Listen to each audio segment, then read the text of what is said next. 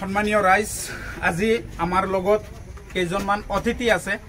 কাৰণ বৰ্তমান বাতাবৰণ সম্পৰ্কে সকলোৱে অৱগত। যিফালে যাক আপোনালোকে পঞ্চায়ত নিৰ্বাচনৰ গৰম বতাহ গোটেই অসমত বৈ আছে।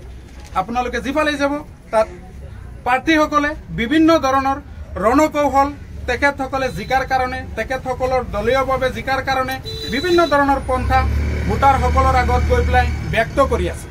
গতিকে এই সময়ত বৰ্তমান আমাৰ হোজাই জিলাত উপস্থিত আছে ZPC, AP আছে মেম্বাৰ।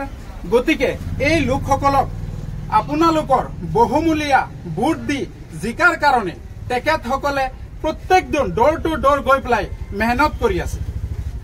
গতিকে ৰাইজ, আপোনালোকক বিনম্ৰতাৰে অনুৰোধ কৰিম যাতে যোগ্য ব্যক্তি এজনে আপোনালোকৰ সমাজৰ বাবে উন্নয়ন কৰিব পৰা এজন ব্যক্তিক যাতে আপোনালোকে সিলেক্ট কৰে।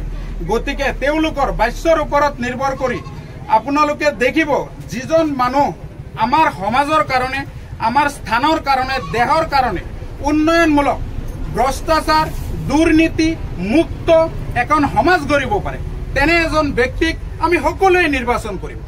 কাৰণ বৰ্তমান সময়ত উন্নয়ন সমাজৰ কাৰণে এনেকুৱা এজন ব্যক্তিক আমাৰ দৰকাৰ।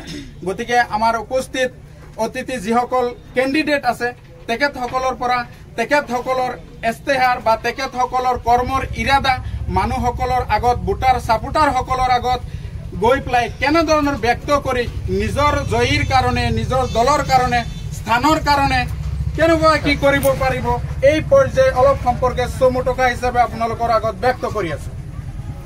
আপোনাৰ নামটো জনাব। নমস্কাৰ, মোৰ নাম দীপা দাস, ৰাধানগৰ ZPC কেণ্ডিডেট। তো মই ৰাইজসকলক মই এইটোৱে ক'ব বিচাৰিছোঁ, আপোনালোকে ভোট দিব 7 তাৰিখে May 7। তো আপোনালোকে প্ৰাৰ্থী চাই পিনে ভোটটো দিব। Thank you. আৰু এজন কেণ্ডিডেট আছে, তেখেতৰ পৰাও বাচ্যটো ল'ম। তেখেত হৈছে আমাৰ ইয়াৰ সুসন্তান, আমাৰ বৰপুখুৰী জিপিৰ AP মেম্বাৰ আব্দুৰ ৰহমান দা। তেখেতে কেনেকৈ গৈ পেলাই আপোনালোকৰ ওচৰত আপোনালোকৰ ভোট খুজিব এই বিষয়ে অলপ ব্যক্ত কৰিব আপোনালোকৰ আগত। তেখেতৰ কথাখিনি অলপ শুনক। নমস্কাৰ, আপোনাৰ পদবী? মই হলো বৰপুখুৰীৰ পৰা AP কেণ্ডিডেট, আঞ্চলিক পঞ্চায়তৰ কেণ্ডিডেট। বৰ্তমান আমাৰ অসমত গোটেইখিনি ডিষ্ট্ৰিক্টত জিপি কাম আৰম্ভ হৈ গৈছে পঞ্চায়ত নিৰ্বাচন সম্পৰ্কে, যিফালে পঞ্চায়ত নিৰ্বাচন সম্পৰ্কে আলোচনা হৈ আছে। আপোনালোকে ভোটাৰৰ ওচৰত গৈ পেলাই আপোনালোকৰ জয়ীৰ কাৰণে বাতাবৰণ প্ৰচাৰ কৰিব। কি টাৰ্গেট লৈ পেলাই জনসাধাৰণক আপলোড কৰিব আপোনালোকৰ ফালে?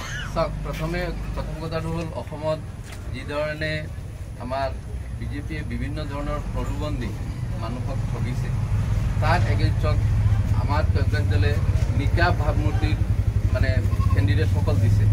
আৰু এই বৰপুখুৰী পঞ্চায়তৰ পৰাও মোক আঞ্চলিক পঞ্চায়তৰ সদস্যৰূপে কংগ্ৰেছ দলে ইতিমধ্যে মনোনীত কৰিছে। মই ৰাইজসকলক এইটোৱে ক'ব বিচাৰোঁ যে যোৱা 3-4টা টাৰ্মছত পঞ্চায়তত বিভিন্ন ধৰণৰ দুৰ্নীতি, বিভিন্ন ধৰণৰ মানুহৰ অভাৱ অভিযোগ, বিভিন্ন ধৰণৰ এই আঁচনি সম্পৰ্কে মানুহৰ অসুবিধা, ঘৰৰ কাৰণে টকা দিবলগীয়া হৈছে, বিভিন্ন এই আপোনাৰ সমস্যাৰ সন্মুখীন হ'বলগীয়া হৈছে।